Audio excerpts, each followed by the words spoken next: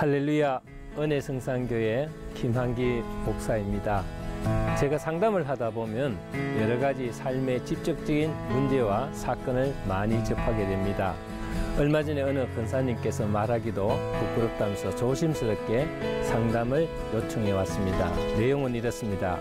집을 나간 어린 딸이 아이를 낳았다는데 이것이 남편이나 가족에게 알려야 하는지를 두고 고민하다가 저를 찾아왔다는 것입니다.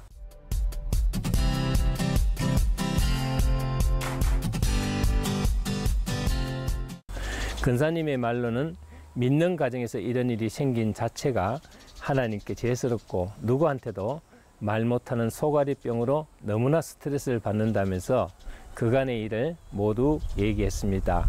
딸 둘과 막내 아들 두고 있는데 큰 딸은 대학 3학년, 작은 딸은 고등학교를 졸업한 뒤 진학을 포기하고 가출했는데 얼마 전에야 그것을 알았다는 것입니다. 막내 아들은 이제 고2 재학 중인 아주 다복한 가정이었습니다. 남편은 평소에 엄한 자녀 교육으로 특히 딸 단속을 많이 하는 사람이었습니다. 출입에서부터 옷 입는 것까지 일일이 간섭을 하고 요즘 아이들은 중학교 때부터 화장을 하는데 대학 들어갈 때까지 화장은 일치하지 못했고 저녁에도 몇 시까지는 기가를 해야 하고 만일 그 시간을 어기면은 몇 시에서 몇 시까지는 어디에 있었고 뭘 했는지까지도 일일이 보고하게 하는 엄한 아버지라고 합니다. 아내인 권사님이 봐도 너무 지나치다 싶을 정도로 딸을 단속한다고 생각했답니다. 자녀들이 어릴 때는 어쩔 수 없이 순종했지만은 머리가 굵어지면서 자기가 하는 말이 통하지 않자 남편은 화가 나서 그렇게 하려면 집에서 나가서 고생을 좀 해보라고 고함을 지르는 일들도 가끔 있었다는 것입니다. 그런 와중에 작은 딸이 고등학교를 졸업한 지 얼마 되지 않은 1년 전 어느 날 밤 12시가 되어서 집에 들어오자 남편이 화가 나서 집에 들어오지 말고 나가라고 고함을 질렀습니다. 작은 딸은 남편을 물끄러미 쳐다보더니 그대로 나가버렸다는 것이죠. 아버지에 대한 반항심으로 속이 상해 나갔으니 곧 들어오겠지 있는데 그날 밤 들어오지 않았고 그날 밤 이후 영영 집에 돌아오지 않았다고 합니다. 그날 이후 남동생만 있을 때 집에 잠시 와서 옷가지와 자기 소품 몇 가지를 가지고 나간 후 1년 동안 소식을 끊었다는 것입니다. 때때로 남편은 집 나간 딸을 두고 사랑 구실 못할 인간 잘 나가서 하면서 푸념 비슷하게 빈정거리는데 속은 어떤지 몰라도 겉으로는 딸을 찾지 않았다고 합니다. 그러나 권사님은 큰딸과 함께 백방으로 애타게 작은 딸을 찾아보았는데 찾을 길이 없어 속이 타고 있던 차 며칠 전 집 나간 작은 딸이 울면서 전화를 했더란 것입니다. 우는 딸을 잘 달리면서 사는 거처를 알아 찾아갔더니 연립주택 지하 단칸방에서 아기를 낳아 키우고 있었다는 것입니다. 엄마라서 너무 놀라고 억장이 무너져 차근차근 물어보니 고등학교 때 사귀던 남자와 동거 생활을 했는데 아이가 태어나자 남자애는 부담이 되었는지 자기를 버리고 사라졌다는 것입니다. 상담 내용이 대충 이러하였습니다. 권사님은 남편과 평소에도 사소한 일로 자주 다투는데 이제 싸우는 것도 질렸다고 합니다. 남편에게 이 사실을 알리면 또 한 번 집안이 시끄러울 것 같아서 남편과 언언할 엄두도 못 내고 답답한 생각에 좋은 조언을 얻고자 저를 찾아왔느라고 조심스럽게 그간의 내용을 설명했습니다. 부모는 시대적인 변화를 이해할 수 있어야 합니다. 20, 30년 전 자기가 살던 시대에 자녀를 가두어 놓으려고 하면 안 됩니다.